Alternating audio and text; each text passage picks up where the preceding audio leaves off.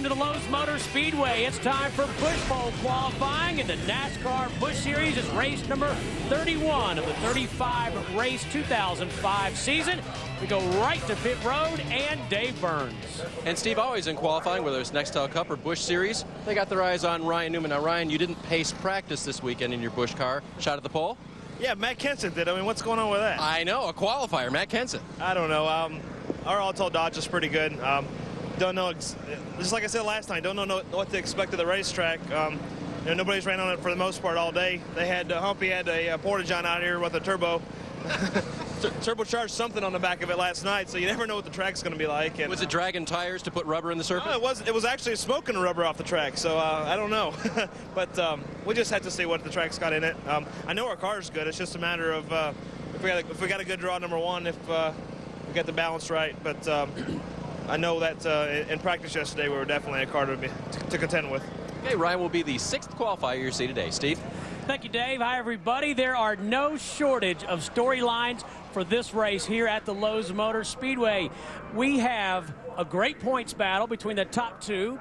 We have 7 of the drivers in the chase for the NASCAR Nextel Cup title in this race and 15 Nextel Cup regulars. But the thing is right now, Steve, you're talking about pressure and the way things are going on here at Charlotte this weekend. How about the pressure of a lot of these owners bringing sponsors in for potentially 2006, or you're trying to extend and make them happy as far as if they're already on your car. So a lot of pressure for a lot of these teams when you come to the home track advantage and have an opportunity to showcase your talents in front of a lot of friends and family. And Jeff, you talk about the pressure. We talked about the points battle. How about when you look at the top 10 in Busch Series points, almost half of them are still trying to get their very first win of 2005. But you want to talk about a little more pressure? This is a 1.5 mile racetrack. They are almost running around here wide open, never lifting the throttle. In fact, in practice yesterday, 16 cars ran under the track record. So it's going to be so big. what you're trying to say is points, the track, the competitors, pressure, sponsor, pressure. I mean, it's pressure everywhere.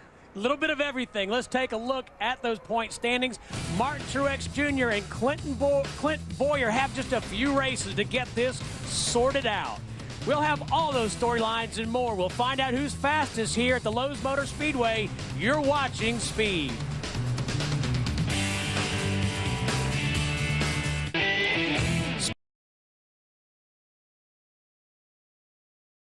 Speed Channel's coverage of NASCAR Busch Series qualifying from the Lowe's Motor Speedway is brought to you by the UPS Store, the place for help and a whole lot more, and by the National Hockey League. Hockey is back. First driver out on the racetrack, the number 4 of Kevin Hamlin. Hope you're having a great Friday, everybody. Kevin Hamlin attempting to make his very first Busch Series start here at Lowe's Motor Speedway. He's been in this 4-car ever since Pikes Peak back in July. And we talked about cars running much quicker than the track record. If you notice, when Kevin Hamlin goes through the corner, it almost looks like the racetrack is wet. Well, it's not. There was a process that was done on this racetrack before we were here in May called levigating, where they ground part of the racetrack. Well, we had a lot of problems in May. We had some good racing, but we had problems. So they came back and they pretty much ground the entire racetrack, and it just has a lot of grip right now. Problems in the form of 22 caution flags in the 600 here in May. 105 of 400 laps. Yeah. But all of that was not the track's problem. When you see teammates spinning each other out on the straightaway, that has nothing to do with the track surface. Hey, Jeff Hammond, how about this? It feels more like Memorial Day weekend than it does October. It's in the low 80s here. How's this temperature going to come into play? Here at Charlotte, Lowe's Motor Speedway, whichever you want to call it, this place is always tricky to begin with. And when you throw heat into it, Larry McReynolds will tell you as a crew chief, used to hate coming here because this track is very heat sensitive. For every 1 degree it goes up or goes down, affects the grip of this racetrack. And I think what has affected Kevin Hamlin here, you heard Ryan Newman talking about it, this racetrack has sat all day long. There has absolutely been no activity on it, and he is a half a second slower than he ran yesterday. This is one of those deals, regardless of temperature, you do not want to be the first car out. You do not want to be the first car out. He got real loose right in the middle of 3 and 4 on that lap right there also, Larry. Even though he was able to pick it up about maybe a tenth and a half compared to what he did on his first lap, he definitely was out of control. Dave Burns.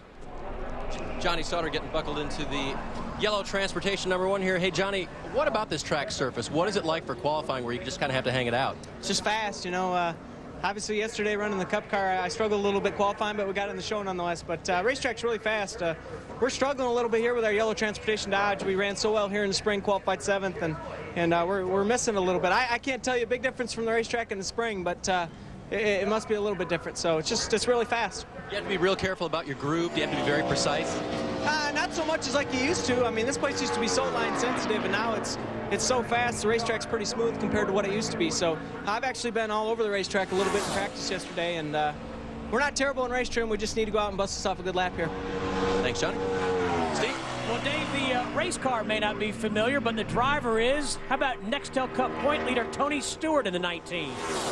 You know what's interesting about this car here, he got a little bit loose off turn 4. This will be the first time that Tony and his crew, his Nextel Cup crew chief, Greg Zipadelli, they've worked together on a Busch Series effort.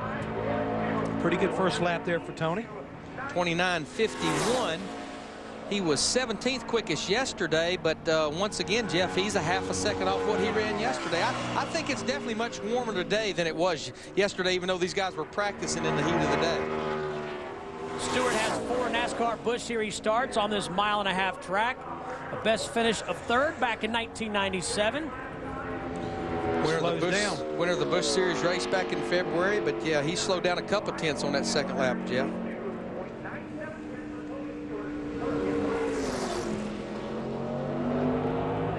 We need to mention we have 50 cars here. Now the 26 car of Kim Crosby has withdrawn, so we will have 49 cars that will attempt to qualify for this 43-car field that races here in just a few hours. Well, Larry, you mentioned the track record could be in jeopardy. That record set by Casey Kane here in May, 186.735 miles per hour. Larry Mack, you mentioned in a few hours these cars will be racing. Again, racing at night. So for a lot of these teams, even though it's an impound race, you've got to have the type of setup underneath your car that when this track starts cooling off, hang on there.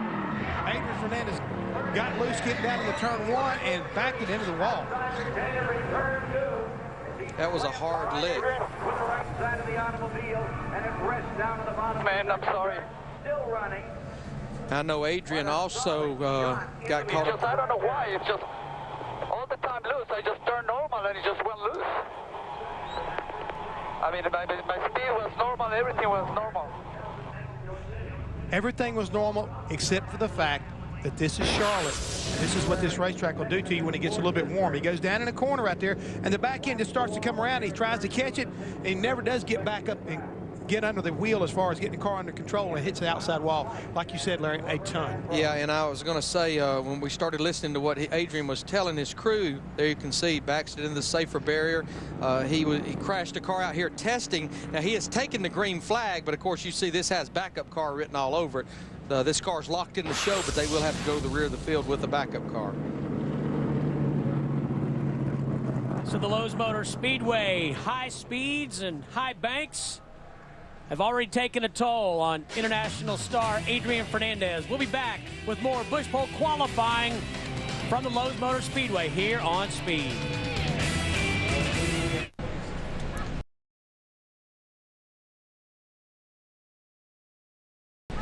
Tonight on Speed, it's Nextel Cup final practice. Mark Martin fought hard for his ride to victory lane in Kansas.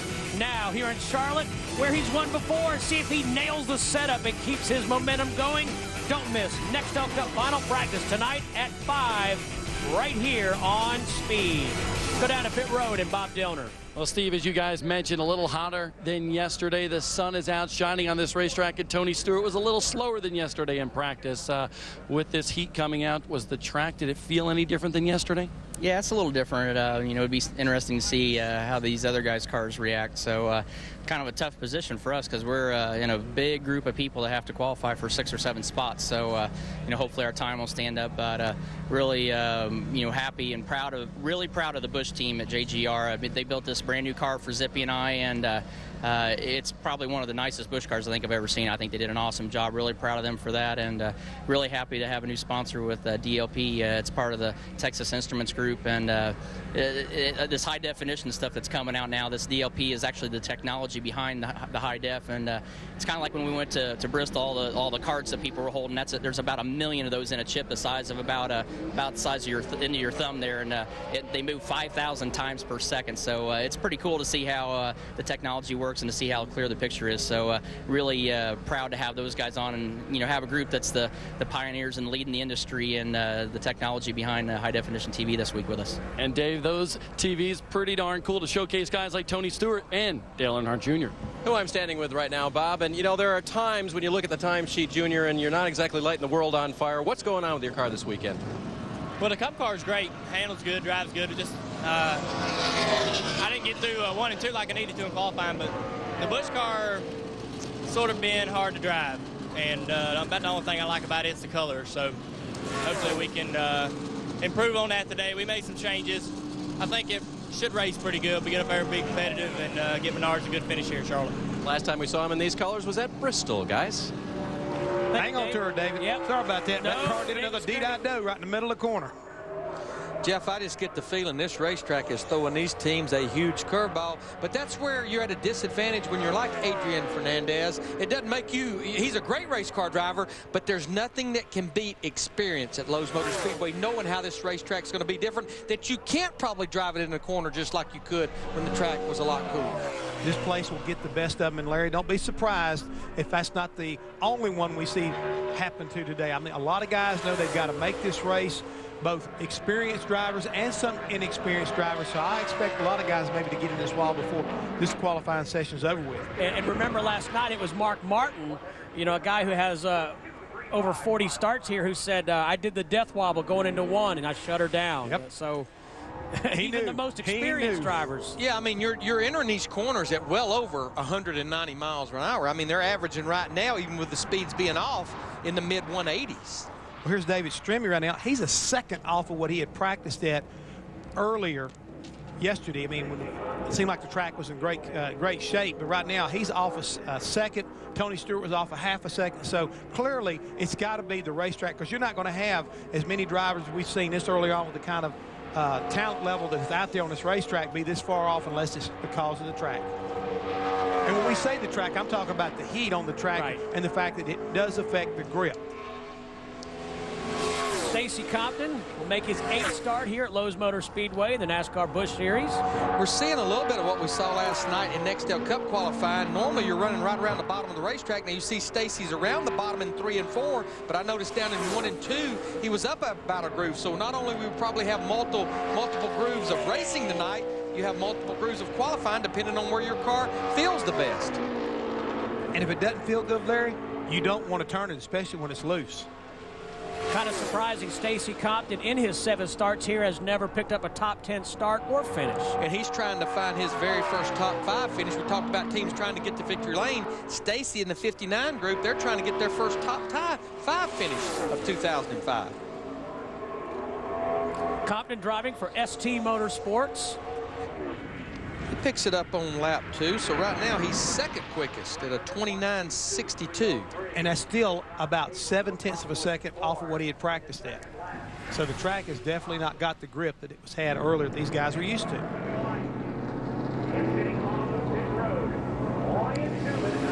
Well, we know the next cat will test the grip on this racetrack, the Rocket Man, Ryan Newman. Remember what I said to you guys last night in the broadcast? Do you feel lucky? Yeah. Well, this is the guy right now. He always feels lucky. So we're going to find out exactly what this racetrack's got in it. Because if it's got any grip at all, somehow or another, some way, shape, or form, Ryan Newman finds a way to make these cars go fast. Ran his Busch car here in May. Started 14th, finished 3rd, led 38 laps. And the biggest thing later on tonight in this Busch Series race, he will be going for 5 consecutive wins. Now, he's not running all of the races, but the last 4 times he's been in a Busch race, he won. And if he wins, he'll break the record he currently shares with Sam Ard, 4 wins in a row. Guys, his car took a little bit of unpleasant set, got a little loose right in the middle of going into 1 and 2. Looks pretty good through 3 and 4, but he's using a lot of racetrack right now trying to get off. He ran a 28.57 in practice yesterday. Let's see what he does here. He takes the provisional pole right now, but well over a half a second off what he ran yesterday, 29.13. And, of course, he'll start alongside Elliott Sadler tomorrow night in the Cup race. But I think Tony Stewart hit the nail on the head. When you look at, like Tony, Ryan Newman, Dale Earnhardt Jr., those guys, they have to qualify on time for this race. And we've got 49 cars that are going to attempt to qualify. So that means 6 to 7 cars are going to miss the show, and it could very well be some good race cars. He picks it up about 2/10 on lap 2, but I think that there was that experience at Lowe's Motor Speedway. He felt it out the first lap. He saw what the potential was. He stepped it up on lap 2. Dave Burns, what's going on? Okay, so there's your marker, a 28.933. 60 car got that in it? I think the 60 car's got it in it. It's whether or not I've got it in it. I mean, the track's a little bit warm, and we went ahead and freed it up from practice. We're going to get out of the way of your car. It's moving forward. Yeah, that without you in it. Bad to get run over, but I think we can do it. I just have to go out there and hang on. You know, I watched Ryan Newman. He crept up to it. The first lap, you know, it looks like he felt it out. Second lap, he went. So, I don't know. It's slick enough that if we're too free, it could be a really wild ride. Larry Mack says maybe tighten the car back up for this deal. Yeah, I know. Might just pull all the tape off the thing. It could be ugly, but we'll try it. I mean, loose is fun as long as you don't wreck it. Okay, you're in purple today. You want to make any predictions about hair color if you get the pole here? Man, I'm not talking about hair color anymore. I went and got a haircut this morning, and I was talking to Chris, the woman that cut my hair, and she said she thinks that green or red or any of them would look good on me. She'd be willing to do it, but I hope it doesn't come to that. Carl's got several sponsors. He's going to have to make a decision, guys. And Dave, lest anyone forget, last night in Bud Pole qualifying, his car chief, Pierre Cattell, had the green tips. It looked like fescue grass. Carl has said he will dye his hair green if he wins. On national television, yes, he said indeed he did. He did. That sounds like something somebody would do in a wrestling type scenario where you get your head shaved or something. Well, you would know about wrestling, that is. How about Johnny Sauter? You know about Johnny Sauter? Right now, he made a whale of a pickup on his second lap because he was off almost a second. But now, guys, he is just about the first guy who's almost equaled what he ran earlier today. Actually, he's about a 10th quicker than what he practiced at. First car to do that so far. Johnny Sauter, second quick. There's more Busch Pole qualifying headed your way from the Lowe's Motor Speedway. There it is from last night, Pierre Cattell with the fescue hair. I can do that. Back to Lowe's Motor Speedway. Busch Pole qualifying continues. Jason Leffler in the 32 car. Jason was 19th quickest in practice yesterday afternoon. He ran a 28.99. Now we need to make note that that time that Ryan Newman ran was not quite under the track record. Just missed it by a little bit.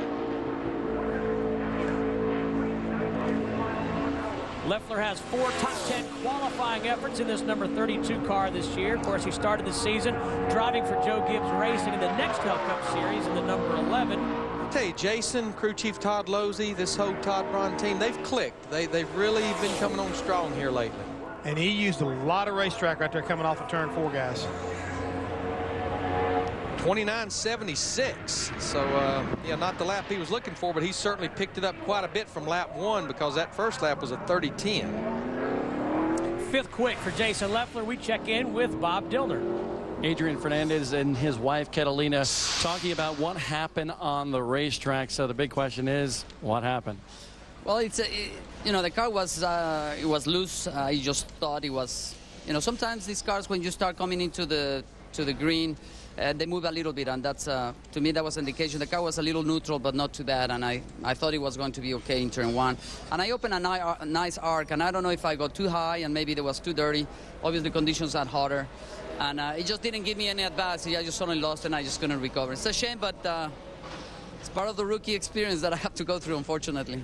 Good thing for these guys, they do have a spot in the field. These guys are already transferring stuff from the car they wrecked over to their backup car for tomorrow's race. And that's a good point, Bob. He does have a spot in tonight's race with car owner points. Yeah, they are in the top 30 in owner points. I think they're actually 25th in owner points. Curtis Davis in the 0 car is the 9th driver to take to the Lowe's Motor Speedway and try to get qualified for tonight's race. Here goes another car. Round he goes. And he had already completed one lap at a 29.79, which I think was going to be a decent lap, but he was attempting lap 2, seeing if he could pick it up a little bit. Let's take a look at what happened to Curtis Davis, and we talked about it at the top of the show, guys.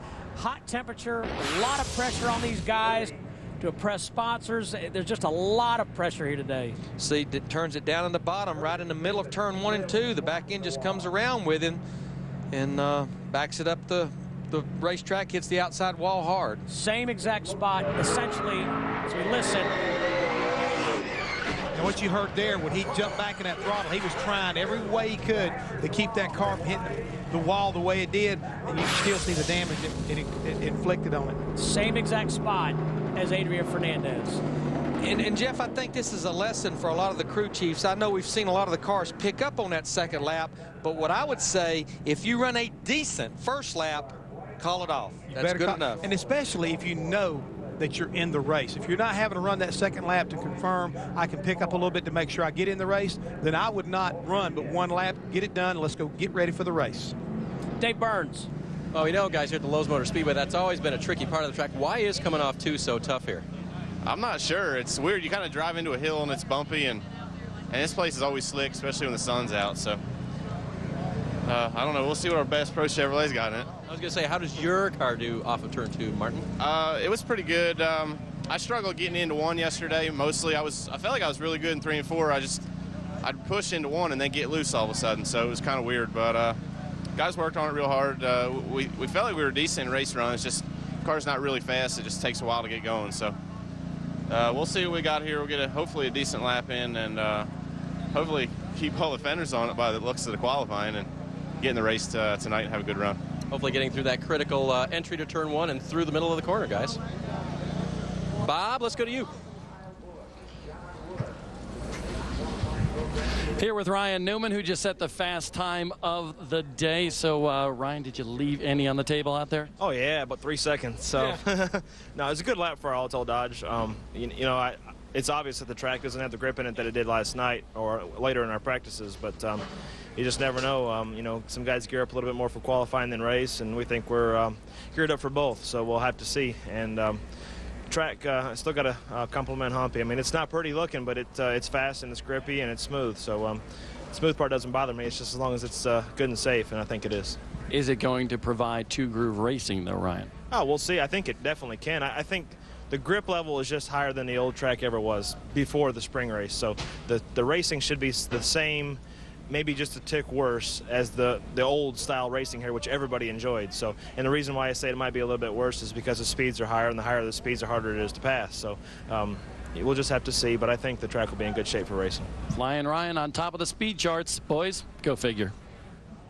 All right, it's a tricky track, Bob. We appreciate that. Tonight on Speed, it's trackside live from the Lowe's Motor Speedway here in Charlotte. With the chase for the Cup heating up, the stage is the place to be. Join Rusty Wallace, Jeff Hammond, Larry McReynolds, and yours truly. We'll be joined by Ryan Newman's car owner, Roger Penske, and Ray Evernham and Eric Crocker. That's at 7 Eastern, only on Speed. Some repairs to the racetrack here at the Lowe's Motor Speedway during Busch Series qualifying. 2 cars already making contact with the wall. One of them, Curtis Davis's number 0 machine. Heavy damage to the left rear quarter panel here. And talk to Curtis, who's with me right now. What is your view of what's going on here, Curtis? Well, you know, the track's been setting overnight, you know, and nobody's been out there till 2:35, the first car. And the track's quite a bit slower, and everybody's trying to get every ounce of speed out of their cars they can, you know, because, of course, we're not in the show. We have to get in on speed, and hopefully that speed will make it. But it's pretty loose out there right now. It's slick. You know, this is Charlotte. Everything Humpy's did to the track's been great, you know. I can't think of enough of what he's done, but it's still slick. It's still the same old Charlotte. You think with this slick racetrack, as we take a look at your crash, as well as the hot temperatures, you think that time might still stand up, and that's why the boys are going to work on the backup car? Yeah, you know, I got 3 full-time employees, including myself. You know, it's a real low-budget operation, but we dig down deep and work hard, and they're over there getting my backup car ready, and I'm getting ready to get my street clothes and get over and get to digging with them, and hopefully somebody will take notice of me, and hopefully I'll be in a good car next year where I can show some talent. One guy that has taken notice of Curtis Davis this year, Larry Mack, I know you're a big fan of his. It really is. Nobody knows how much they're doing with so little. It's phenomenal, really. Larry, what impresses me, if you look, he just got through crashing at over 180 miles an hour. He understands the circumstances. He's been able to articulate what happened and describe everything, and he's very composed right now. They're matter of fact trying to get everything turned around and ready to go. And if they keep the camera on him, I'm sure the next thing you're going to see, he'll probably be right over there working on that race car. That's right. Well, Adrian Fernandez and Curtis Davis have both crashed in essentially the same place on this 1.5-mile Lowe's Motor Speedway. Last night, we saw trouble. P.J. Jones making his qualifying attempt.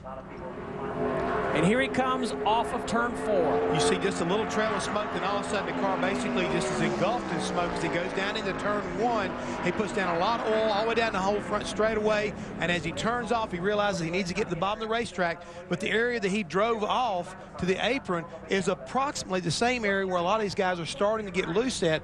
And Larry, a lot of times when a racetrack lays around, even though they put Speedy Dry down on it last night, a lot of cars ran on it afterwards, that oil has gone down inside that racetrack. This hot sun has pulled it back up to the top, and it could be contributing to some of these cars getting loose, getting down in the corner. Yeah, it bleeds up back through the racetrack. There's no question, and this is definitely the hottest it's been all weekend long.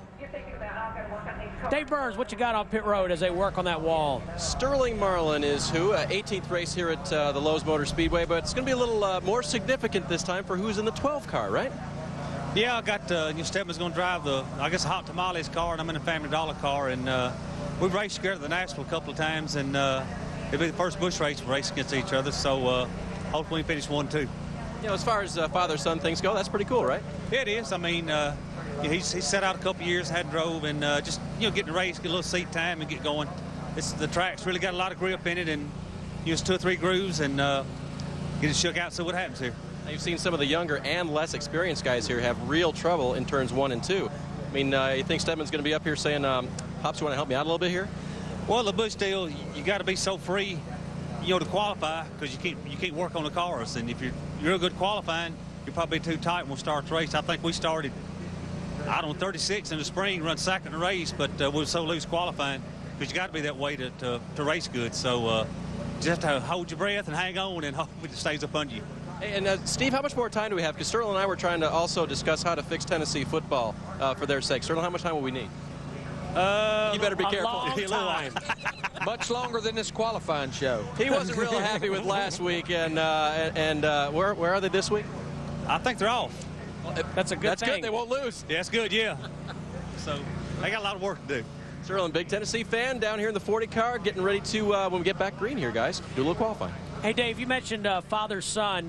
His son, Stedman, will be racing. We need to pass along the owner of that race team, Armando Fitz. His father passed away, and I believe the burial and services are set for today back in Tennessee. So certainly our thoughts and condolences to Armando Fitz and his family. Absolutely. The good news about the 12-car Stedman Marlin, that car is in the top 30 in owner points. Good conservative lap. Bring it back. We don't want to have to try to rebuild this thing or unload a backup car, because you know what? We race in just a few hours. Pay attention to what's been going on top of that track, buddy. So work continues on the safer barrier inside of turn 2. We'll take a break, and when we come back, we'll have more Busch Bowl qualifying from the Lowe's Motor Speedway. You're watching Speed.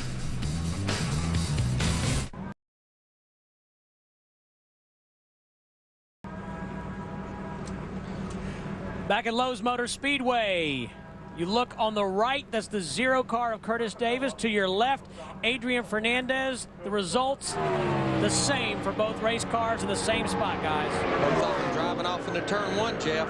Yep.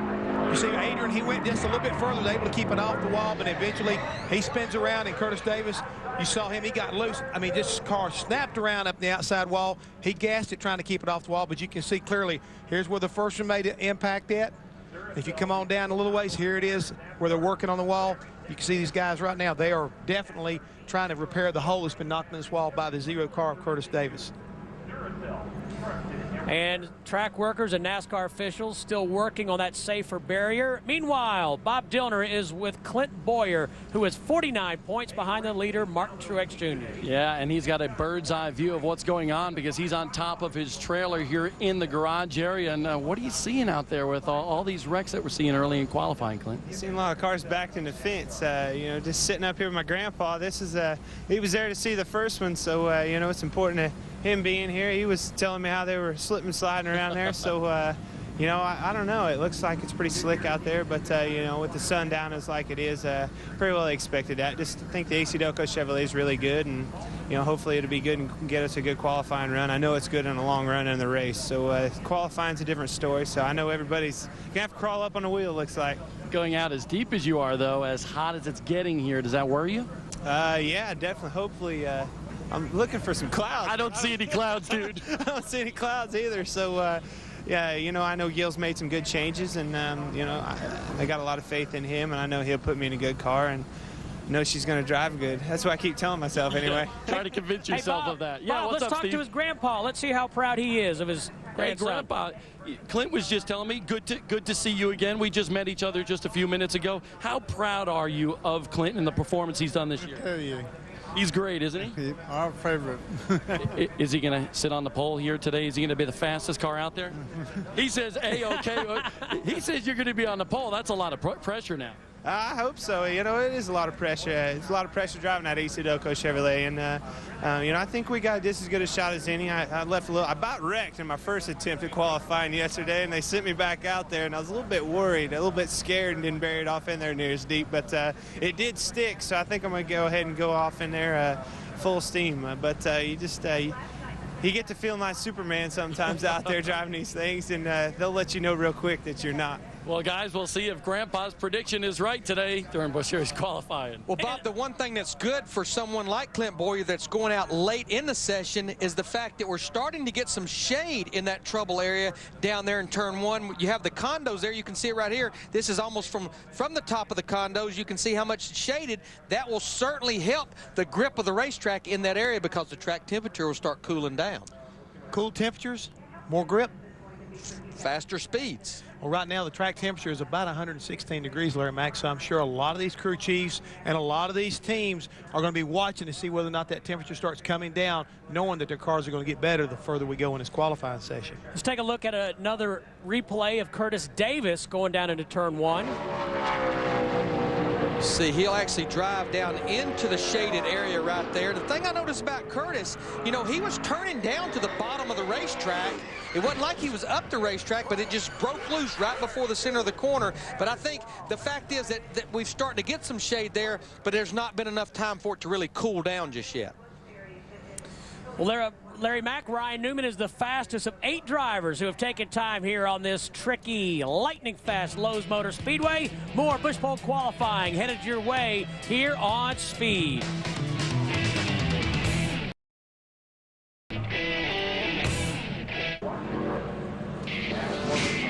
Take control of America's fastest sport with Speed NASCAR TV on demand, including NASCAR Race Rewinds, NASCAR Victory Lane, and NASCAR Beyond the Wheel. Updated every week and totally free.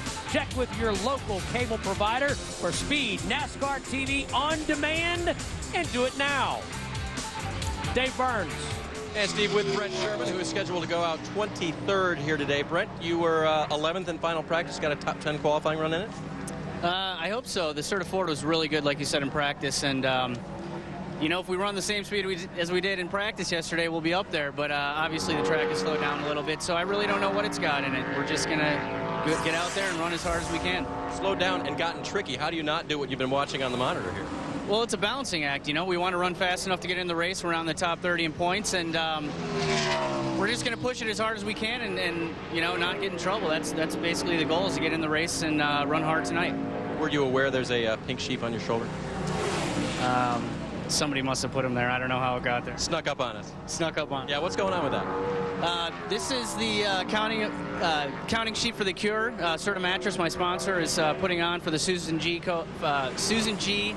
Komen Foundation, and they're going to raise approximately $300,000 for cancer awareness and to fight breast cancer. And you know, it's really exciting. They give me an opportunity to race all year, and they asked me to run a pink car, and I said, hey, not a problem at all. Anything to help out the cause. And they're being very careful where they put the sheep. I understand Larry Mackett has aero issues. All I know is I like the sheep much better than I do the soft drink cans. It's a little more authentic, I think. You would. You got something you want to talk about? Yeah, Jeff Florida's 5th quickest right now. Good run for him in the 7 car, but hey, great. That's a great little effort right there by Brett Sherman and that whole number 10 team, working with SERTA to be able to try to raise funds for the Susan G. Komen Foundation. So that's a good thing. Yes, it is. Now, Dale Earnhardt Jr., he will be another one of those go or go home cars. He has to qualify to time the 81 car. Another one of those guys took a little wiggle right going into 1. Can you imagine how much it takes your breath when that happens? Now, he was 29th quickest. We have 3 past champions that would be eligible for the past champion provisional in this show today. We have Dale Earnhardt Jr., we have Johnny Benson and Steve Grissom. Now, it goes to the most recent champion, so Dale Earnhardt Jr. will race tonight regardless. First lap, 29.87, good for 8th quickest out of the 11 cars that have attempted to qualify. And Larry, I don't know if you saw it or not, but coming off of turn 4, you couldn't put a piece of paper between the wall and that 81 car. You can just see every time he hits a bump, the car, it upsets the race car. He is really working that throttle, too, coming through 3 and 4. Picks it up a little bit, but really does not pick up a position to a 29.80.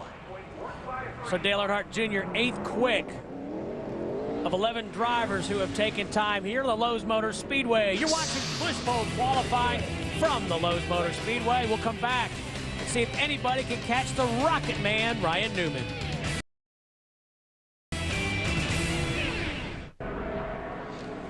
The 1995 NASCAR Busch Series champion Johnny Benson just qualified, and he is the slowest so far. He just told his crew chief this thing's hard to drive. And that time will not get him in. Now, if Dale Earnhardt Jr. should get in on time, Johnny Benson would be the next eligible champion to receive the past champion provision. Here's another former Busch Series champion, David Green, who took the honors in 1994. David Green has 24 starts on this racetrack in the NASCAR Busch Series. He's got 1 pole. That coming in 1999 in the spring race.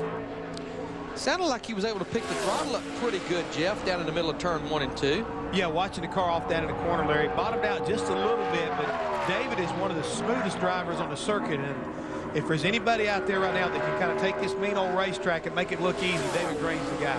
Now, his first lap was good enough for 4th quickest at a 29.57.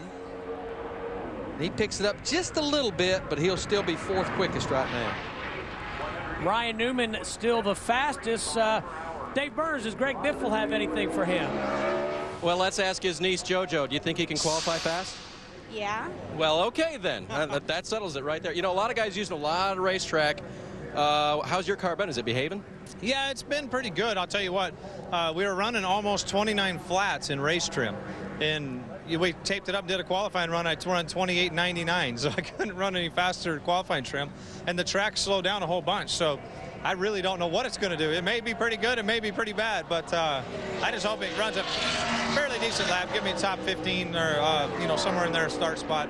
It looked really good yesterday in race laps in the evening, so that's what we're hoping for. Just get it in the show and then race it, right? Right, that's right. We'll do the best we can for Dirt Flame car. I know that Newt over here wants to pick a good spot on pit road, so I'll see what I can do for him. Well, and as we know, guys, it's all about Newt. Well, I like what Newt Moore told me earlier. Hang on to their car. Hang on to a car. Carl Edwards on the racetrack. Oh!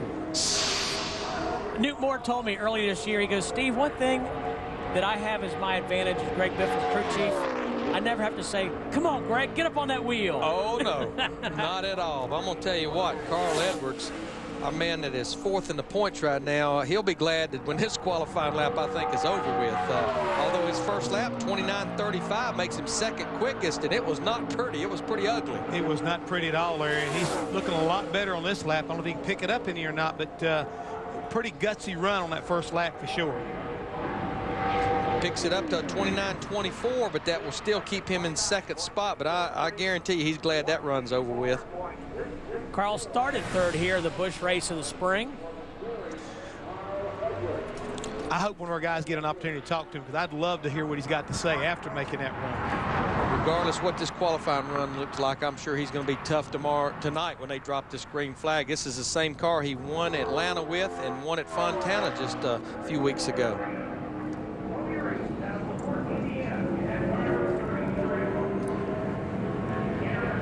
Busch Pole qualifying continues here at Lowe's Motor Speedway. The 33 of Tony Raines on the racetrack.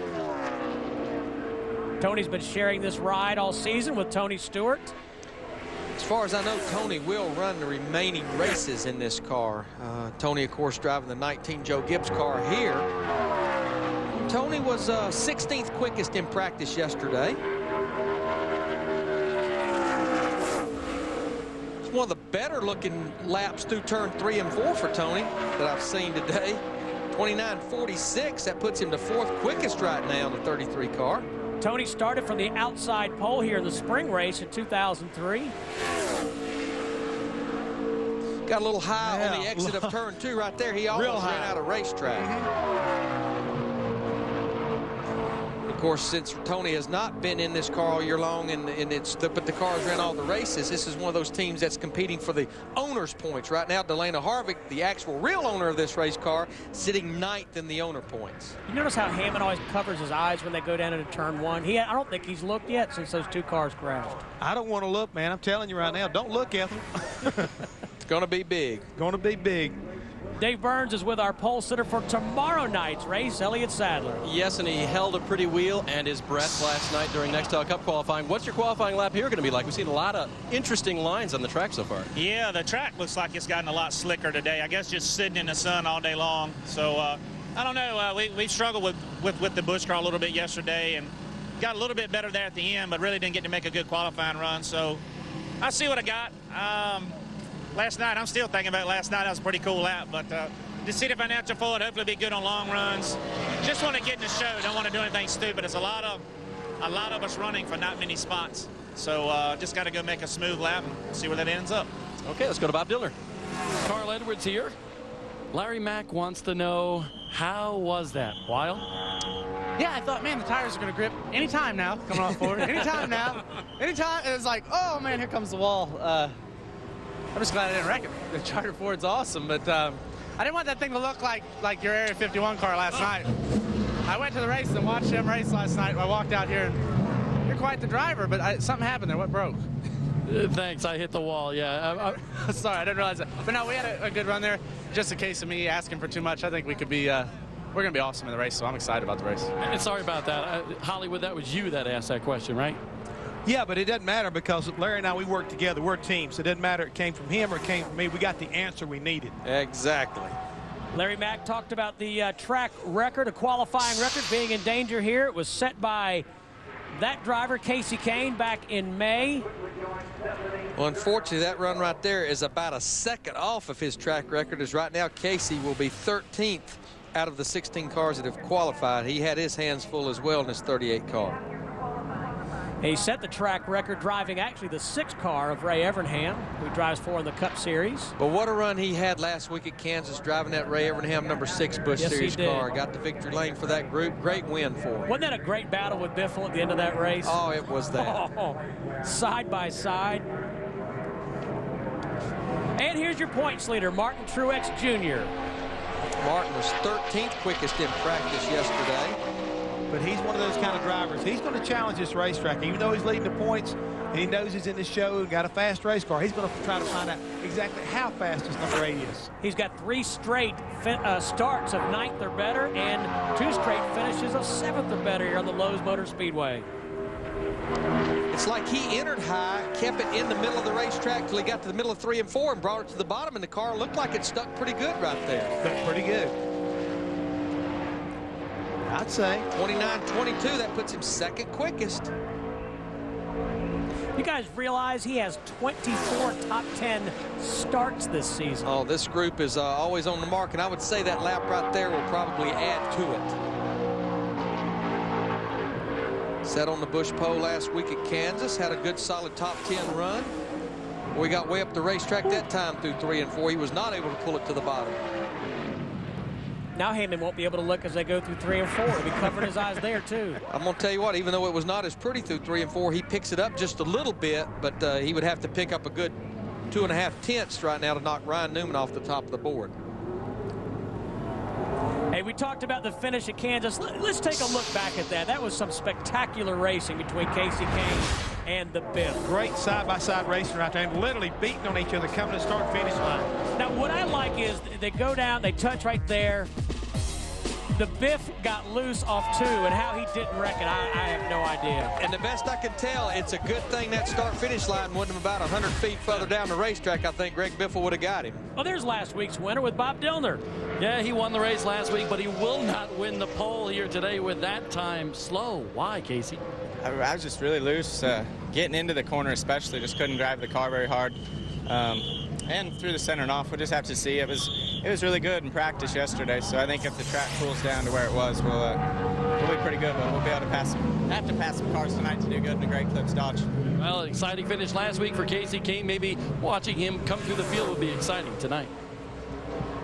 Thank you, Bob. Speaking of coming through the field, we watched Sterling Marlin do that here in the spring.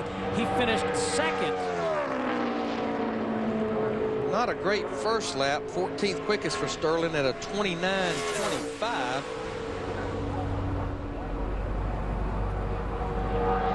Mentioned Sterling finished second in the race, and here in the spring it was won by Kyle Busch. 29.95. So he slowed down about good over part of a half a second from what he ran in practice, which seems to be pretty normal for most of these cars. But he picks it up quite a bit, and position-wise to 9th on that second lap, 29.70. 9th of 18 drivers. Again, that's where that experience kind of comes into play. He tried out that first lap. Once he was convinced how hard he could drive the car, he picked it up a little bit. A lot like what Ryan Newman did. As Larry Mack said earlier, 49 drivers will attempt to qualify here. Only 43 spots for tonight's race.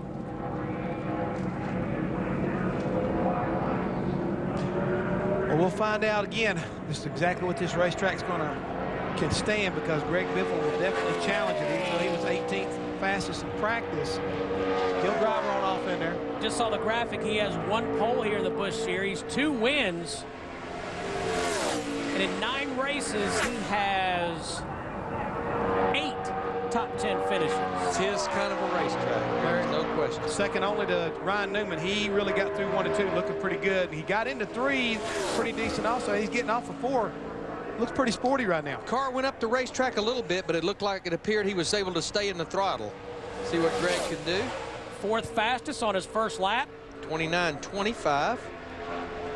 Pretty good little pickup right there for being 18th early on. And of course, Greg running a limited schedule in this car, but with that, finishing second at Kansas last week, he moved to 9th in driver points. Now, he will miss Memphis next week because he told Jeff and I last week at Kansas he wants to keep his focus on the Nextel Cup Championship, but he'll be back in the car for those final 3 races. And just remember one other thing right there, as he completes it the second lap and moves up to second quickest right there. I knew that car was looking pretty good.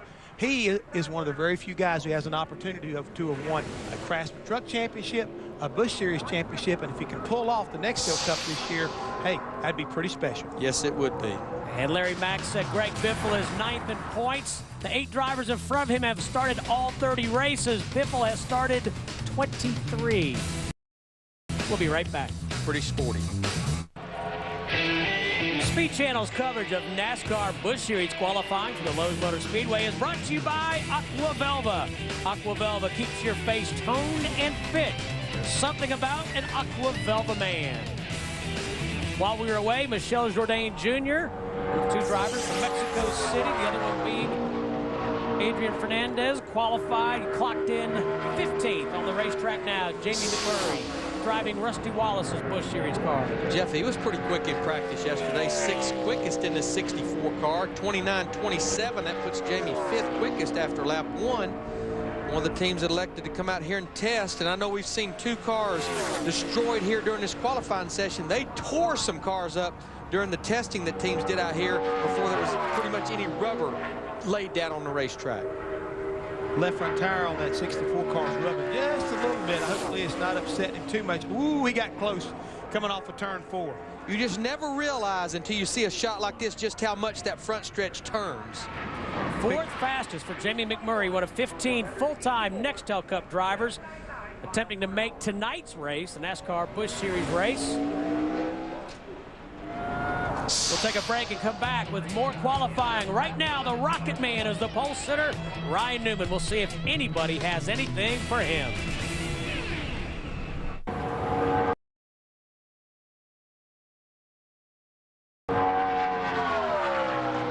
Busch Pole qualifying continues at the Lowe's Motor Speedway. Busch Series veteran Jason Keller on the racetrack.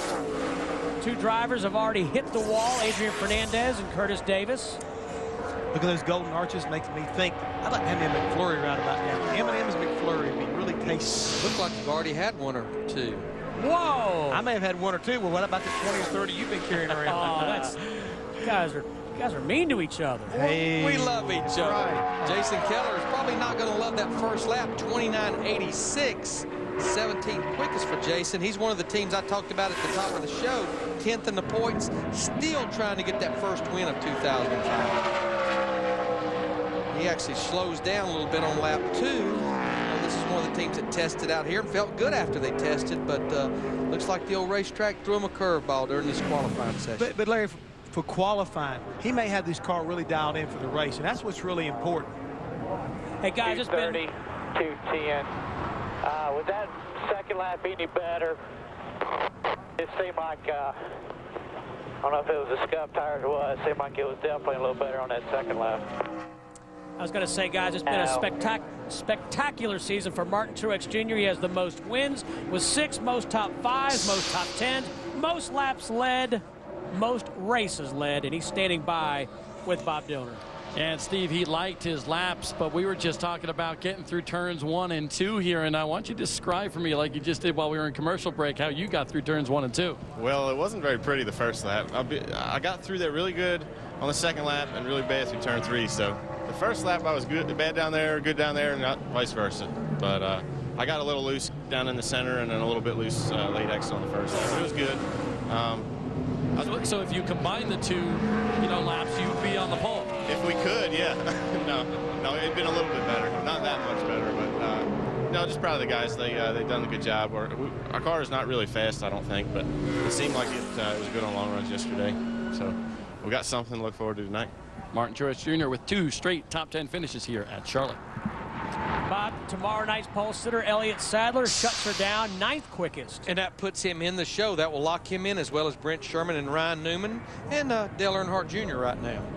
Watching him make that race lap or two, he made an arc just about like he did last night when he sat on the pole here for the Nextel Cup race. Looked pretty good. Last night, Elliott Sadler, one of 2 drivers to get around this place in over 193 miles per hour. More Busch Pole qualifying coming your way right after this.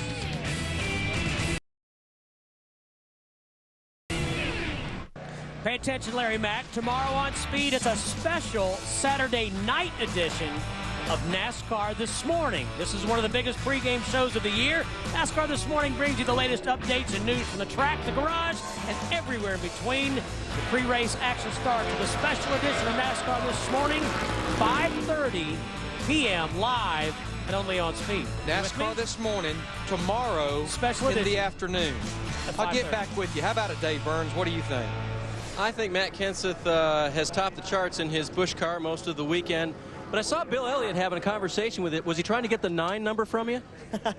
Well, yeah, a little bit, but we were mainly talking about retirement and how it's going for him. So I always ask him every time he's at the track. But yeah, our Pennzoil Platinum car has been really good all weekend so far. And but the only chart that really matters is tonight's. So hopefully we can do the right things and have it there then. You expect to give this a run for the pole?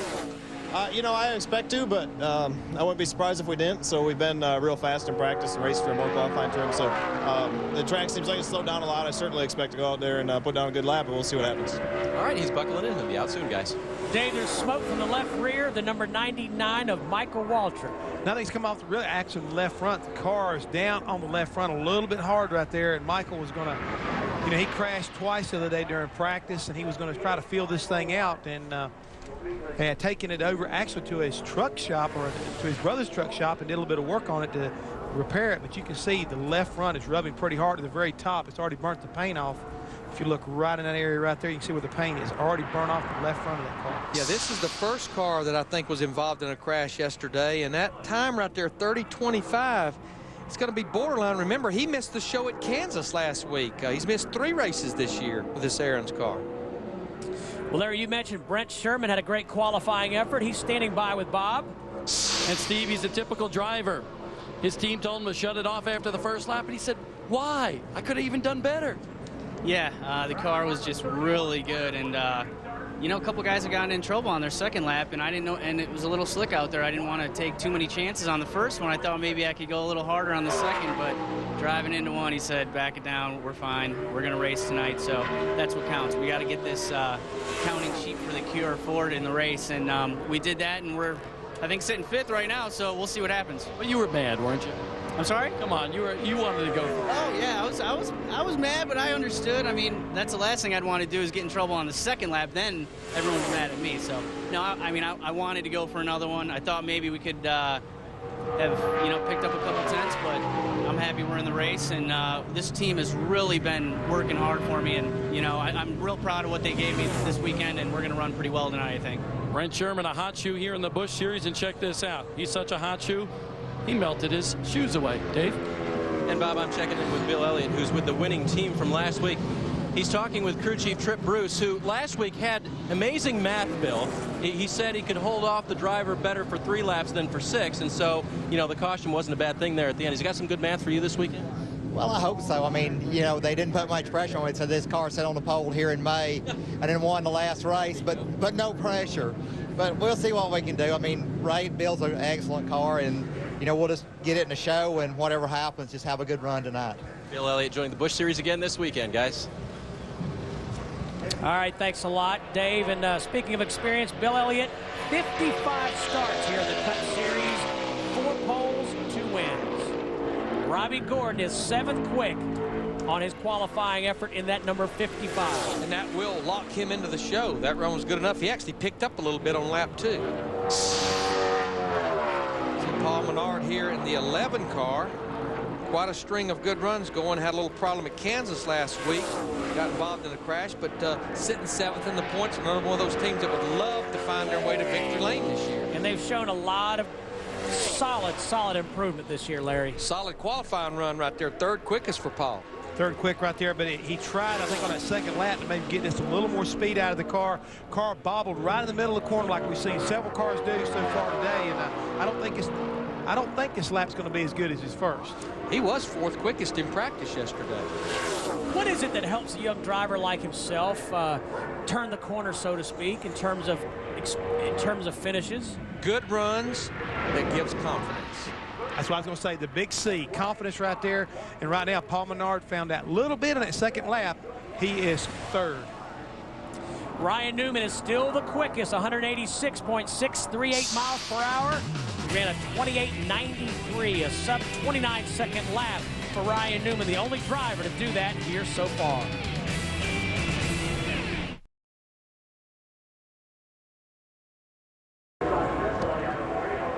T.J. Bell taking the green flag on his qualifying attempt here at Lowe's Motor Speedway. TJ was 37th quickest. There you go, right in the middle of turn 1 and 2. You saw that bobble about the time you picked the throttle up. While we were away, Justin Labonte clocked in 15th.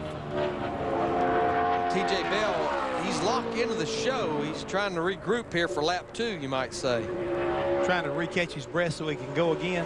But there was that death wobble that Mark Martin talked about last night. You can see it real clear today. When you go off into turn 1, the car has a tendency to get a little bit loose, a little bit pushy, and it will just, I mean, jump literally out from under you right in the middle of that corner. Gets through 1 and 2 a lot better this time. It was that first lap, 31.55. That's the slowest of the cars that have actually completed a lap. But Larry, he is up high enough in the points. He will race tonight, so he needs to be a little bit careful. See what TJ can do here on lap 2. 2004 ARCA Rookie of the Year. Picks it up over a second to a 30.44. Just does not pick up that much on positions. He's 27th quickest. Dave Burns is with the shy one, Kenny Wallace. And we're walking up pit road as his car is pushed along. Kenny, you've been watching qualifying there. Your car's not going to do some of that funny stuff, is it? Oh, well, I hope not. You know, it was pretty hairy there earlier. I think that the temperature's up. You know, the track was hot, but now with the condos in turn one, it looks like everything's cooling back down. Track's cleaned up, so I'll be going at it with the AutoZone Ford to try to get me a good lap. All right, he's getting into position here, guys. Bob? I am with the best of the Busch boys. Paul Menard, third quick so far. Did you leave anything out there? If I did, it wasn't much. The car was awesome in 3 and 4. I get right down to the white line, get back in the gas. Pretty loose in 1 and 2, though. I can see how the other car is fun. Pretty happy with it, though. I mean, we're third right now, and hopefully it stays in the top 5, definitely top 10. But tonight, the car's going to get a little more gripping, and the track's going to get more gripping, and it's going to be awesome. I mean, it was awesome in the cool yesterday, and hopefully it stays that way tonight.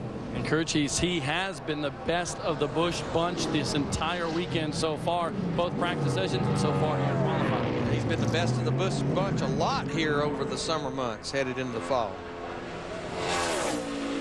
Kevin Harvick, the number 21 car, has 2 Busch Series poles here.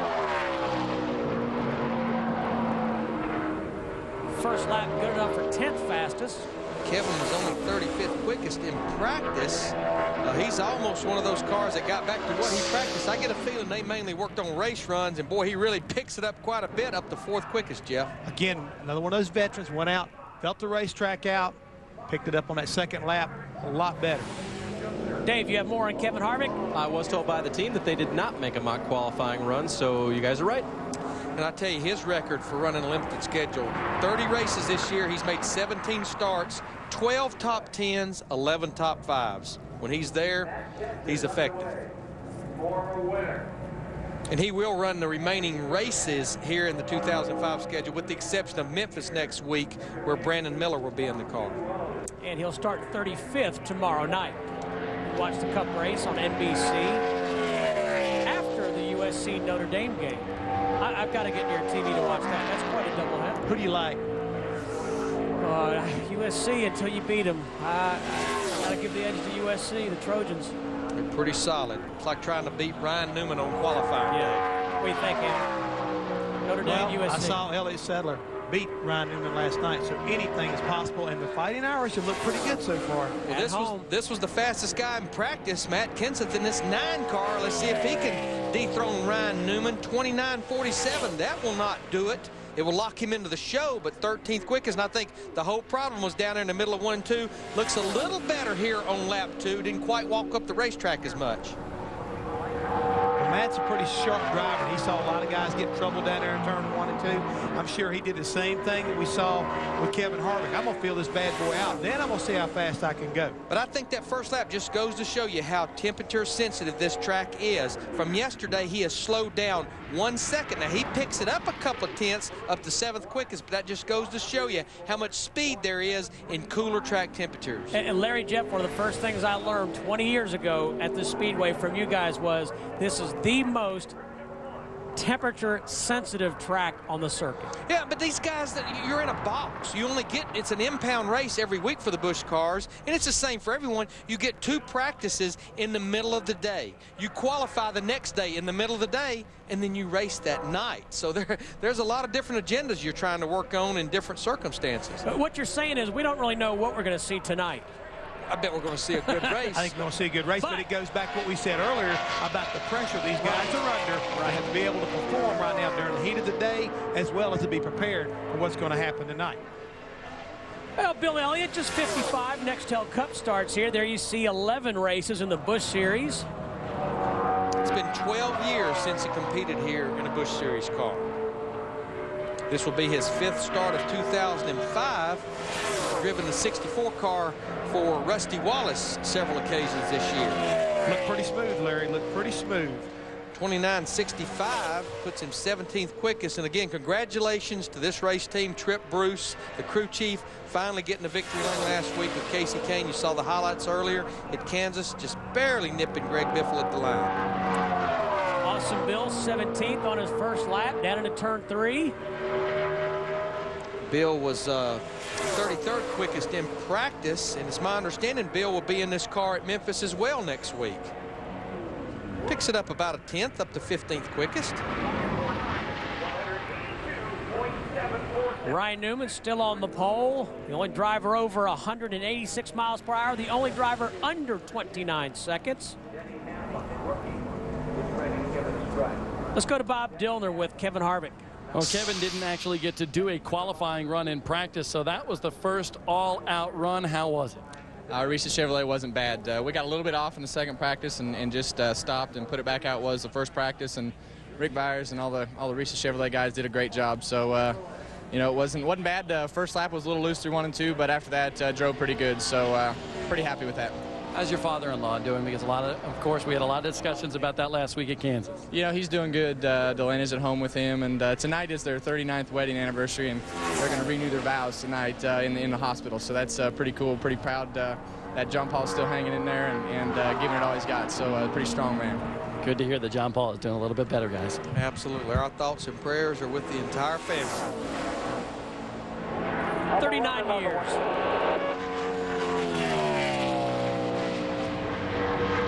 Denny Hamlin, I think he said, I don't want to run another one. I've had enough of this. How fast did I run? I was looking at you to see what you were going to say. Pretty decent first lap. 10th quickest, 29.28. I'm not sure he got a response, so he's going to go ahead and run this second lap. I didn't hear anything back. Maybe they were in the same boat as we were. And I know what's on. Said it felt a little bit better right there, and I will say second quickest, 29.07. Great job, Denny. 29.28. You are the man. I'd say so. P2, position 2 for Denny Hamlin. Yeehaw! Did you see that thing getting in one? Holy crap. He said, yeehaw. Get you some of that, boys. Come get you some of that. And Jeff, we were talking about confidence. I just have to believe Joe Gibbs putting Denny Hamlin in that 11 car, the Cup car, for a few races. That has to help his confidence even in the Busch Series car. Of course it does, Larry. I mean, because that right there is a show that, hey, look, you can drive. We believe you can drive, and you can drive our best stuff. I mean, when you go up to the Nextel Cup, you don't get any better in this series as far as I'm concerned. And it's showing right now. Take a look at the always entertaining Kenny Wallace in the 22 car. The shy one. If he ever comes out of his shell, he may have a career in television. Might be there. Are you trying to say he's a turtle? He's the human rain fill. Oh. Whenever there's a rain delay, we look for Kenny Wallace. Absolutely. You could do some filling. But I remember I interviewed him once at Dover. They put the clock. It was over 6 minutes. Absolutely. 6 minutes. And he only took 2 breaths. Right? Hey, he took a couple of breaths on this qualifying run. Second quickest for Kenny at a 29.05. Now, what did he tell us as they were rolling down in line? I'm getting ready to get after it, guys. And he surely did. And he mentioned the condos. He's talking about the condominiums in turn 1 that have thrown the shadows or cast the shadows down there in turn 1. And certainly the track could be feeling the effect of that, because you look right here, even though Kenny Wallace, Denny Hamlin have good race cars, all of a sudden now the racetrack seems like it's picking up just a little bit. And when Denny Hamlin has said how great it got down into turn 1. Yeah. He didn't say it that way. No. Kenny slows down just a little bit, but still a pretty good second lap. Very good second lap for Herman. So Ryan Newman still has the pole for tonight's Busch Series race at Lowe's Motor Speedway. We'll see if anybody can top him right after this.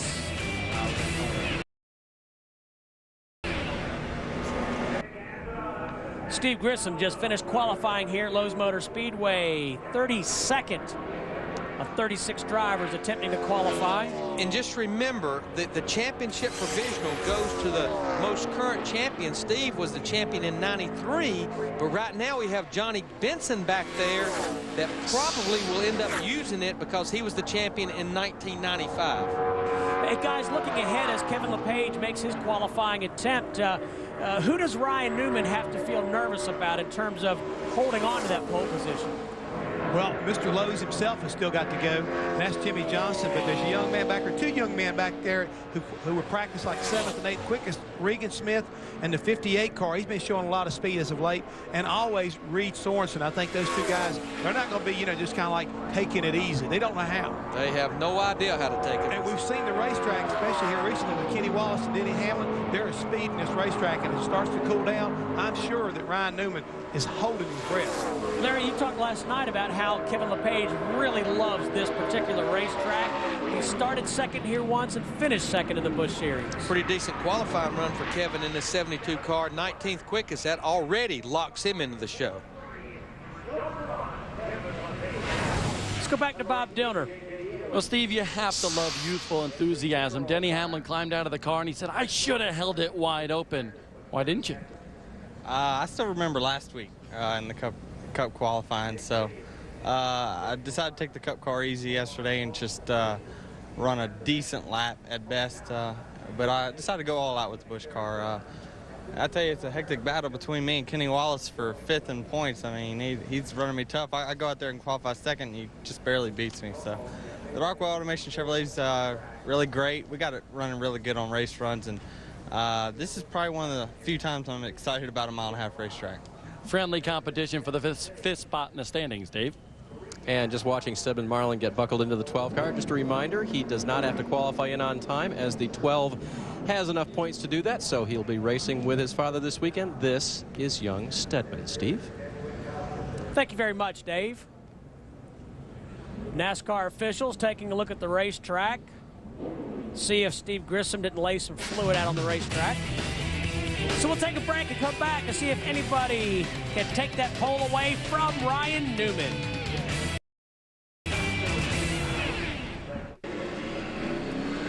Back at Lowe's Motor Speedway, the NASCAR officials have checked the racetrack and it is fit for competition. Which means J.J. Yaley take his Chevrolet out onto the racetrack. Decent run at Kansas last week, wiggling back and forth on the backstretch, trying to get a little bit of heat in these tires. And he's one of those teams not only trying to get the victory lane this year, but trying to get into the top 10 in points. Right now he's 12th, 113 out. Well, he was 26th in practice. We've already seen what his teammate Denny Hamlin did in the 20 car. He's 3rd quick, so it'd be interesting if they shared the information before JJ went out. If they can pick him up like they did Denny, it'd be pretty impressive. Of course, his other teammate, Tony Stewart, in the 19 car, one of the first cars to go out, sitting 16th right now, and he is locked into the show. Yaley down into turn 4. Well, hang on to him, brother. Hang on to him. Woo. He definitely has his hands full coming off the corner. Wrestling there. with her. 29-13. For what he had, that's a pretty good lap. He's right there with his teammate Denny Hamlin right now on row 2 in the 4th position. And I think he says, you know what, boys? One and done. There's no more here. No, he went down there and tried to get through 1 and 2 again and just about lost it. You know what? This ain't working. Well, Jeff Hammond said Reed Sorensen may be a threat for the pole position and take it away from Ryan Newman. What's he think, Dave? Jeff Hammond said that? Yes, he did. No, I don't know if we need to believe that, Jeffrey. Let's ask the driver himself. Perhaps a pole position car here, Reed? What do you think after what you've seen so far? I don't know. I watched the first couple guys go out there, and a couple of them wrecked, and got kind of nervous about it, but we did some air pressure stuff here maybe to try to help it out. And it's either going to be good or it's not going to be, but yesterday we kind of went for a wild ride and spun out and went through the infield, didn't hit nothing. I don't want to do that again, but I got my edge back, I think, today, so I'm going to try to lay down a lap. And top 10 would be a good start for us, but track position is definitely going to be important tonight. With the track being as fast as it is, I mean, it's going to be tough to pass. So we're going to try to get her close to the front as we can. Well, Jeff, I will say this. He did one of the harder things to do here at Lowe's, like he mentioned, which is spin off turn 4 and not hit anything. Yeah, it takes a lot of talent to be able to do something like that, because this is not one of those racetracks that is very forgiving when you just go spinning out. Yeah, that was right near the end of that second practice yesterday afternoon. He said he's got his edge back. Is that like his mojo? He's got that C back, is what it is. Big C. Gotcha. gotcha. He calls it the edge. I call it confidence. Tell you what, Aaron Fike ought to have some pretty good confidence in this qualifying run. He bumps himself into the show, 16th quickest with that run. Good run for Aaron in this 43 car. He actually picked up a little bit over what he had practiced at yesterday. So, Larry, I'm beginning to believe the racetrack's starting to come back towards some of these guys. Fike brings it down off of 4. Going to try to run this second lap. Not sure I would not have quit after lap 1. He runs almost identical time, so right now Aaron will be 16th quickest.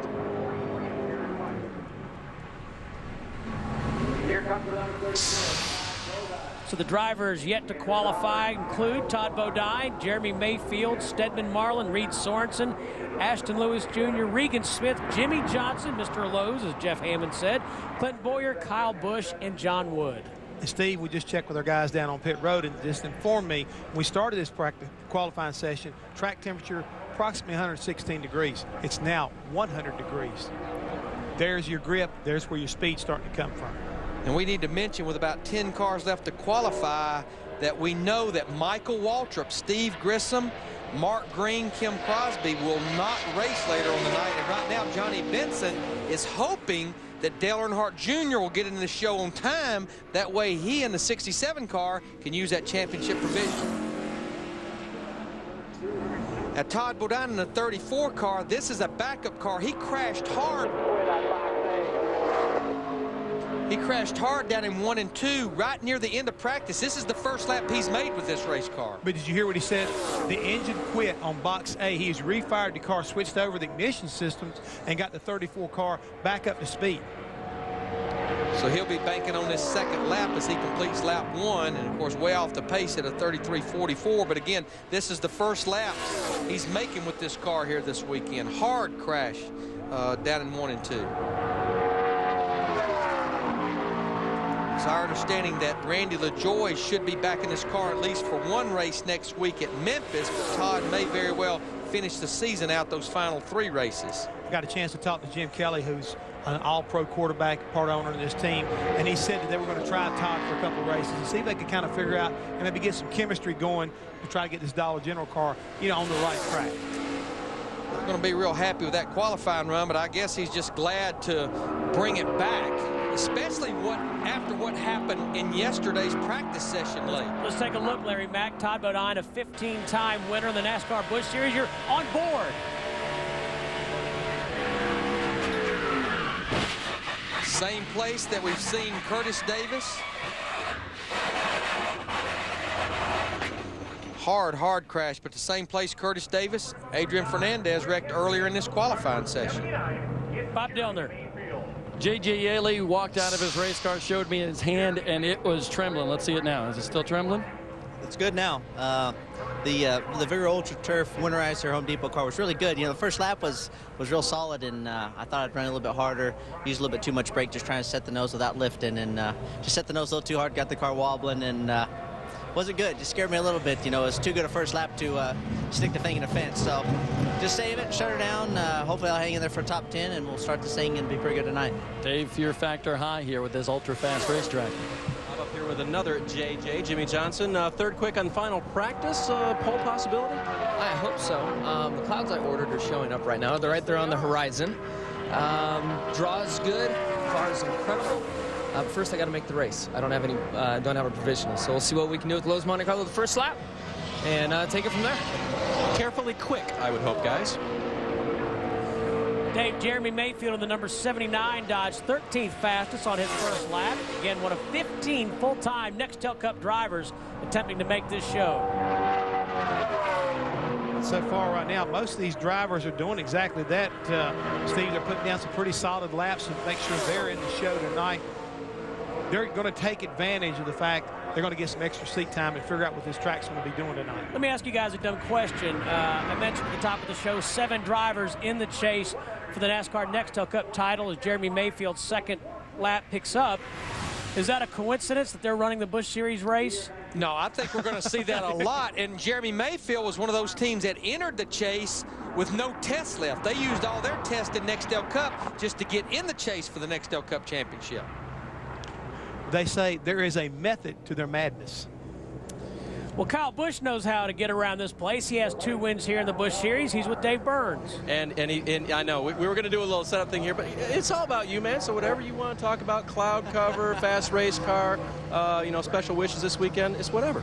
Well, I just want to thank my guys. I put them through a lot of hard times here testing. We backed one in, and then just yesterday we right-sided it because we got into the corner real loose like everybody else is doing today. And I only right-sided mine, so I'm still all right. But Stay Green Winterizer Weed and Feed, it's about time. It's that season, isn't it? You got to start setting up for next spring, right? So I got a guy. He just told me that, yeah. Yeah, so you got to go out and tell him to get some Stay Green Winterizer Weed and Feed. You're definitely going to take care of it then, and you'll come back greener than ever. Tell us one more time, Kyle, why this place has just been so tricky for you and everybody else. I'm not sure. I think it's just everybody, we all think that we have so much grip, and we're going out there and landing in the corners and feeling all secure and everything, and all of a sudden you lose it and it's gone. It's so hard. It's so hard to recover it back that, you just try too hard sometimes and can't get it back. But one other thing, if you tell your buddy to go out and buy some Stay Green Winterizer Weed. Did we say Stay Green enough yet? No. So if you do buy some Stay Green bags, make sure he looks inside because there might be a $5,000 golden ticket. Go take a look at the trunk lid. You'll find out. Wow. Hey, that's better than Wonka, guys. I'd say. If you're going to winterize, you might as well get out the core aerator and aerate your yard. You got to do that too. Between interviewing Kyle Busch and Carl Edwards, I'm ready to go home right now and work in my yard. Can I get a picture of that? Absolutely. I will be there. I tell you what I believe happened. I believe Sterling Marlin told Stedman Marlin, you're in this show. Just go out and make a couple of circles and play it safe. He did a good job. 34th right now. As Larry said earlier in the show, by virtue of car owner points, so go out there and just be careful. Dad wasn't playing no games. It was loose. Now that there's a good son. He believed his daddy. He brought it home safe. Now he can have some fun tonight. Loose end right in the middle, more or less, more than it was. All right, so Reed Sorensen in the number 41. Started here in the spring from the 6th position, had a top 5 finish. This is the same car that he did that with. And, had a good run at Kansas, finished 6th. That was his 3rd consecutive top 10 finishes. I know he's looking very forward to having his crew chief Brian Patty back in 2 races starting at Texas. Whoa. But you've got to tip your hat to Jimmy Elledge, Casey Mears' crew chief, been doing the double duty on the crew chief side of things. He was going for it, guys. Good catch right there by Reed Sorensen. Dave. And I hear tell from Reed himself that Brian Patty's getting a little bored. He started painting his house. Maybe he can start working in his yard. There you go with Stay Green Winterizer. There we go. We got it. I'm going to tell you what, this was a good lap for Reed, especially the way it looked in 3 and 4, second quickest. If he can pick up a 10th on this second lap, he could take Ryan Newman off the top of the board. Let's see. Knopp slowed down just a little bit, but that is quite a lap for Reed Sorensen in this 41 car, making only his 2nd Busch Series start here. So Ryan Newman breathes a sigh of relief. He's still the pole sitter. Reed Sorensen was 2nd. Couple of dodges on the front row. Busch Series qualifying after this.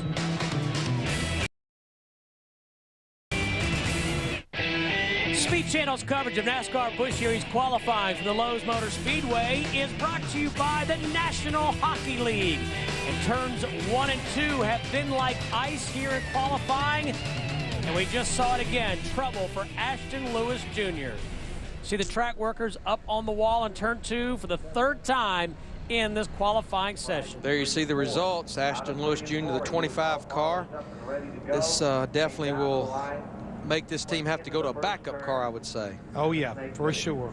Let's take a look at what happened. Earlier today, Adrian Fernandez and Curtis Davis. Down into turn 1, down to the bottom of the racetrack, you can see right there the wheels turn right. Loose.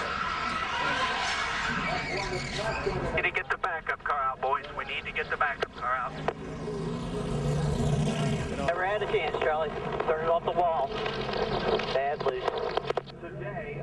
Charlie is Ashton Lewis's crew chief, Charlie Lewis and his brother. All right, you okay? I don't know if he was okay. Yeah, he was okay, but the car, can't say that about it.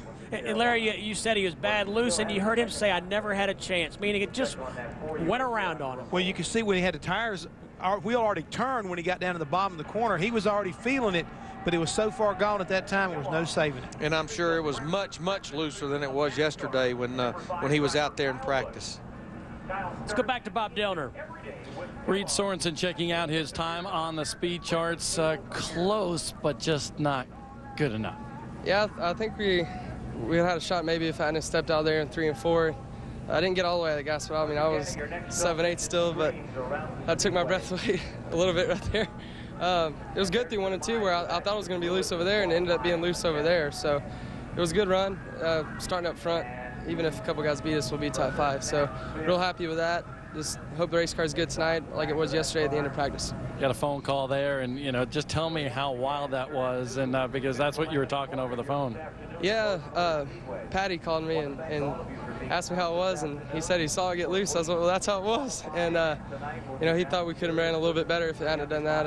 But I'm pretty happy with that. And, you know, we got a lot of good Cup guys running with us this weekend. So if we can run with those guys tonight and finish up there and duke it out with them, I'll be pretty happy. Ryan Patty watching from home right here on Speed Channel. I can't believe Bob was eavesdropping on the boys' phone call. Let's take another look at what happened to Ashton Lewis Jr. Turns 1 and 2, slick as ice. We'll wrap things up right after this.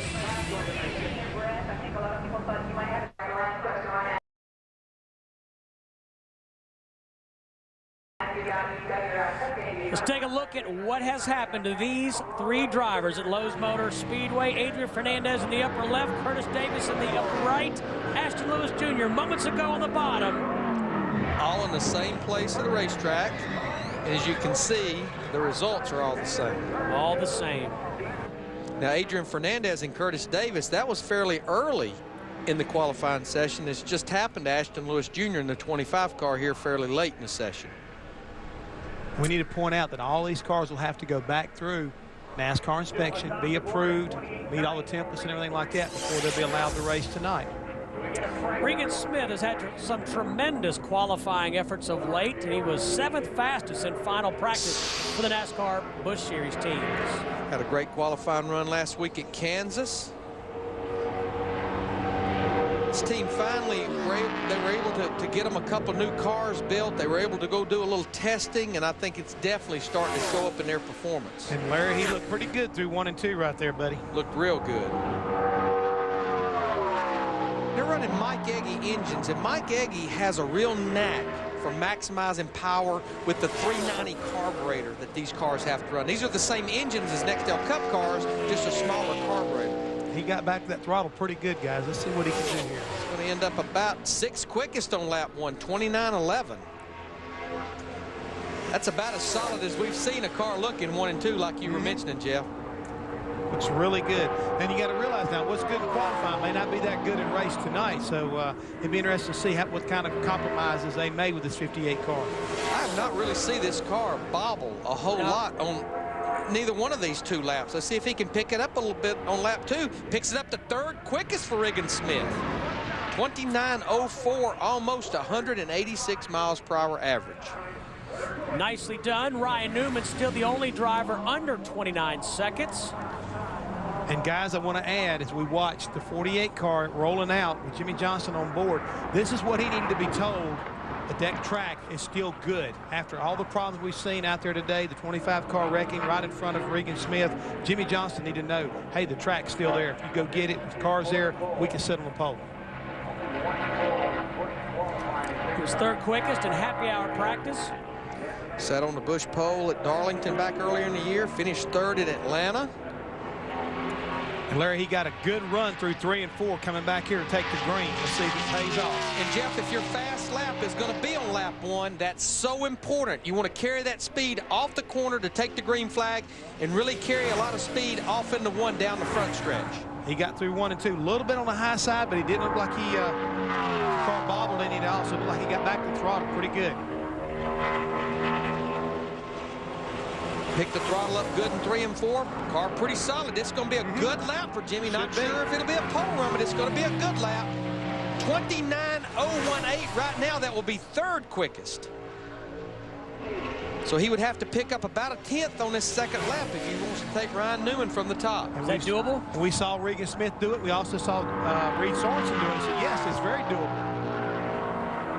Down into turns 3 and 4 for Jimmie Johnson, right along the bottom. But the car got pretty loose with him right in the middle of 3 and 4. The reason you could tell, the hands inside that race car. So I'm not sure if he's going to be able. 28.76. I say he picked That's it the up. reason why it got loose, my friend. He had to drive it a little bit. And that, he won. Absolutely, Jeff Hammond, a new track record. New track record right there. Outstanding lap right there for Jimmie Johnson. And as Jeff Hammond likes to say, a little loose in the 3, about busted my butt. Jumped to the checkers, but made it. I'll say. Yeah, and as Jeff Hammond likes to say, come get you some of that. Well, he did. You asked if it could be done, my friend. It's been done. Now, what that lap there also did is the fact that we only have one more go or go home car left to qualify, Kyle Busch. That locks Dale Earnhardt Jr. into using the championship provisional tonight. So we know Johnny Benson will not make this show. Clint Bowyer second in points, 49 behind Martin Truex Jr. While we watch Bowyer qualify, we'll check in with Bob Milner. Ashton Lewis not happy here in the garage area. Tell us what went on. I just got loose and lost it. It's frustrating just because we haven't been able to build any momentum here lately, and you know we're falling back in points and need some good runs. And this is a brand new car. The guy's built his first brand new car all year long, and it's been really good. We came out here and tested it for a day, shook it down, and it was really fast, and took it to Kansas, and the guys turned it around from Kansas to bring it here, and it's been great in race trim, and we were real loose yesterday in qualifying trim. And I was just up in that hauler changing, and they showed all 3 of us who have wrecked. And it seems like when you get to that white line, it's when it gets real loose, and I noticed it yesterday too. The bottom group seemed to be a little bit looser, and I probably just messed up. I knew the track was fast, as Jimmie Johnson just proved, and tried to go for it, but probably should have kept it up about a half a groove, and I probably would have been all right. I think just going down to that white line was a little bit too treacherous, and just trying too hard, I guess. But like I said, trying to build some momentum, and unfortunately, it's a little bit of a setback, but the backup car I think should be just as good. And that backup car was already brought out even before his wrecked car made it here in the garage area. Thank you, Bob. Clint Bowyer is currently 8th. Means he'll start ahead of the points leader, Martin Truex Jr. And again, Bowyer just 49 points behind Truex Jr. More of that pressure. Let's put some pressure on him. Let's go qualify in front of him and make him come get us. But what the 2 team, Clint Bowyer's team, they've not got to let the pressure not get to them, because last week they had an opportunity maybe to take the points lead, and on one of the final pit stops had a loose right front wheel and to come back in, ended up finishing 16th. What do we always say, my friend? Don't beat yourself. Absolutely. I believe he was running in the top 5 at the time when that happened. He very well could have left Kansas with the points lead, but I talked to Richard Childress the other night. He said, you know what? We've got 5 races to go.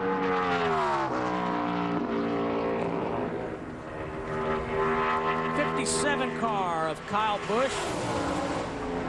Now, a car that'll be watching this run right here very closely will be Curtis Davis in the 0 car, who crashed qualifying. And I'm afraid now with that first lap, Kyle Busch goes to 18th. Curtis Davis will not have to worry about the backup car because he will not make this show tonight. As we mentioned earlier, Kyle Busch with 2 wins on this racetrack. In fact, in 4 starts, his worst finish, 5th. Remember, he pretty much won everything here in May with the exception of the Nextel Cup race. He won the Busch Series race. He won the NASCAR Craftsman Truck Series race in May. And is the youngest And he goes to 3rd on the board, is my voice. Youngest winner in NASCAR Nextel Cup history, 20 years old when he won at Fontana. So that's 3 of our go or go homers that had to qualify on time that are in the top 3 right now. Jimmie Johnson, Ryan Newman, and Kyle Busch now. Final driver to take time today will be John Wood. You know, we haven't said a lot about John Wood as we see Jimmie Johnson. He's pretty excited right now, and it looks like he's in pretty good position to sit on the pole today. But John Wood, he's not a slouch when it comes to qualifying either, Larry. No, he qualified 2nd at Kansas last week, ended up finishing 5th. That's the kind of run that this race team needed. They need that confidence back in them like they had at the beginning of the season. Teammate to Stacy Compton at ST Motorsports, owned by Tad Geschichter. He was 12th quickest in practice as well yesterday. And we know the track has got speed in it right now, so if he can figure out a way to get through 3 and 4, he looked good in 1 and 2. He could possibly upset somebody here. Car looked awfully good through 3 and 4 as well. This should be a fairly decent run for John Wood, 29-24. It's going to put him back in 19th position, about mid-pack. Now, I didn't see that on the first lap, Larry, but the car did bottom out right in the middle of 1 and 2, and it could have upset it just enough to keep him really getting back after the throttle. Do you guys think that turns 1 and 2 will be as much of a hot spot tonight? The green flag will be after 8 p.m. Eastern. It's a fine line, Steve, because, yeah, the track is going to have more grip, but you're going to be running much faster. So you're going to have one thing that's going to be better, one thing that could hurt them, and the biggest thing is going to be fast speeds. Fast speeds, and also 43 other competitors out there. You don't have as much racetrack to move around if the car is not as good. So I expect it's going to be quite exciting. Pretty duplicate laps right there by John Wood. Dave Burns is with our pole sitter. And I got to have Jimmy show off this note from Ryan Newman real quick. Yeah, Newman claiming it's his house tonight, but it's yours, buddy. You're on the Busch pole. Good job. Yeah, thank you. It was on my steering wheel pointing towards his car. Pretty creative on his part. It always works out that way here, that I get a late draw and he has an early one, and Cup side and now on the Busch side. But good lap for the Lowe's team. I have to thank the Busch shop for working so hard. Those guys have been put through the paces this year, building cars and all kinds of stuff. I've crashed a few on my own, and just want to thank them for all the hard work, Lowe's for the support, and we'll go out and have some fun tonight, see what we can do. Jimmy will start first in the Busch race. He is already buckling into his Nextel Cup car, getting ready for final practice. Steve? All right, so Jimmy Johnson gets a little motivation there from Ryan Newman.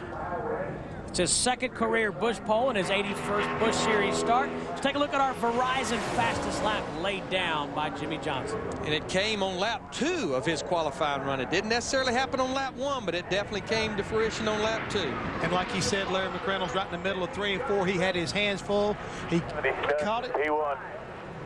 See Chad Canal here. Chad Canal's telling P1 right there, but he did a great job of getting that 48 car through 3 and 4. Let's take a look at the starting grid for tonight's race. We have a lot of Busch Series regulars up there in the top 10, even though we have a lot of Nextel Cup guys in the field. You got Regan Smith and Kenny Wallace on row 3. You got Denny Hamlin on row 4, and back there in row 5. So about half the top 10 Busch Series regulars. And this is a strong, deep field in regards to talent. As we said, 7 drivers who are in the chase for the NASCAR Nextel Cup. 15 full-time Nextel Cup drivers attempted to make the show. And it was a fairly tight qualifying when you think about all the problems people had today. Jimmy Johnson on the pole at a 28.76. Curtis Davis missed the show at a 29.79. Go deeper through the field. See our point leader back here on row 7, Mark Truex. Keep a close watch back there at Mr. Matt Kenseth when they dropped this green flag tonight. Fastest man in practice yesterday when everyone was pretty much working on race trim. Hey, interesting note here, guys. In recent history, 8 of the last 11 races have been won from the starting or from the front 2 rows. 4th or better. It's going to be a tall order tonight. It'll be interesting. There you see Tony Stewart back in row 13, along with old Awesome Bill from Dawsonville. And the pole sitter for tomorrow night's race, Elliott Sadler. You're going to say, you mentioned Tony Stewart. He'll be coming to the front. I can promise you that. He had an early draw, and the racetrack definitely got better later on in the afternoon. Row 16 on back to row 20. Another Nextel Cup veteran, Sterling Marlin, and his son, Stedman, down there in row 19. It's got to be a big deal for Sterling to race against his son tonight in this Busch Series race. And Adrian Fernandez back in row 21 have to go to a backup car after crashing hard, as well as Ashton Lewis Jr. and Dale Earnhardt Jr.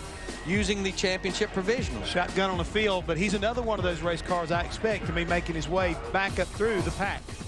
Let's take a look at the drivers who will not make the show. Curtis Davis, Michelle Jourdain, Mark Green, Kim Crosby, Steve Grissom, Johnny Benson, and Michael Waltrip. I know I'm preaching to the choir. Michael Waltrip has got to do something with this Busch team. That's 4 races he's missed 2 in a row this year. Or so far, there's Miss Kansas and Miss Lowe's. And Grissom and Benson, former Busch Series champions. Let's take a look at the hot spot on the racetrack. Earlier qualifying, Adrian Fernandez. Car got loose getting down into turn 1, and up in that outside wall he went. Shortly after that, Curtis Davis in the 0 car. Almost the same location. NASCAR, the track, had to make extensive repairs to the outside safer barrier. And then just moments ago, Ashton Lewis Jr. breaks loose in the same place, same results. That's one that's not.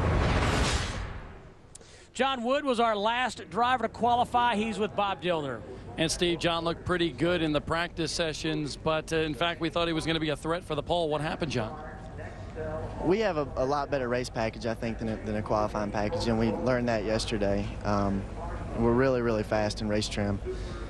If this race is anything like the spring race, I just hope we can keep the fenders on it. But you know, if there's no wrecks around us, I think we'll really have a good shot at a top 5 again this week.